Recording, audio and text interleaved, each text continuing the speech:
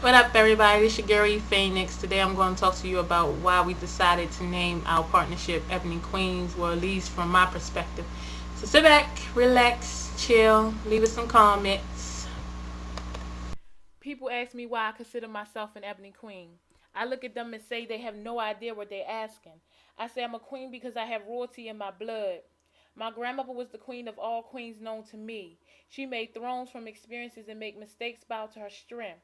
She spent days and nights scripting life and throwing evil back into the pulpits of hell. Her prayers gathered the needy and cloaked them from harsh realities of life.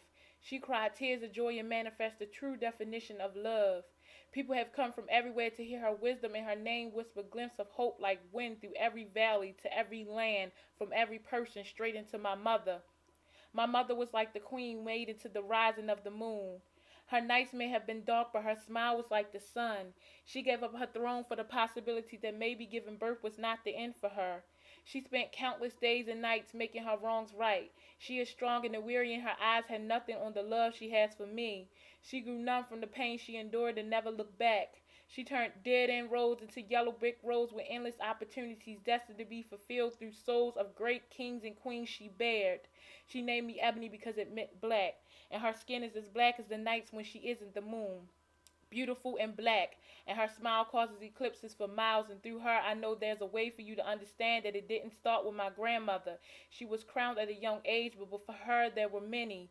Eve was the mother of all queens. She walked through the Garden of Eden in Africa with her king. There's not much written about her, but I can imagine that she was the image of beauty. I bet her heart was as pure as her soul. I can imagine that her smile was like the day and her serenity was like the crashing of the sea. She gave us more of herself. I can see her in me. She created life in her womb and nurtured the seeds she planted into dynasties. She exhilarated power in her presence and shaped the delightful imageries of her legacy. From her there have been and always will be queens. Our throne may have been moved, but the royalty has never been erased from our blood. And as long as you remember that, you can't be stripped of your throne. I am Ebony. I wear my name like a medal of honor. I am the legacy of the true definition of what it means to be a queen. Through my grandmother to my mother, I am and forever will be an ebony queen.